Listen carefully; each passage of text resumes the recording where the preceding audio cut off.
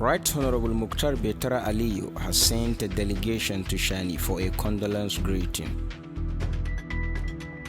The delegation, led by the coordinator Honorable Yamta, alongside more supporters of BETARA Aliyu.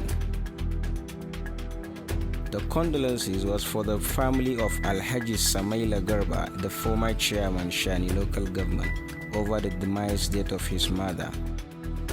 Allahumma gfir laha warhamha. May Allah forgive her shortcomings and grant her Jannatul Firdaus.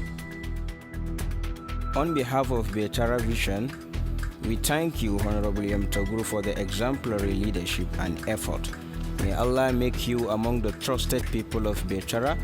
May He continue to trust you forever for the good work you are doing. Abdul Aziz Abubakar reporting from BETARA Vision Studio.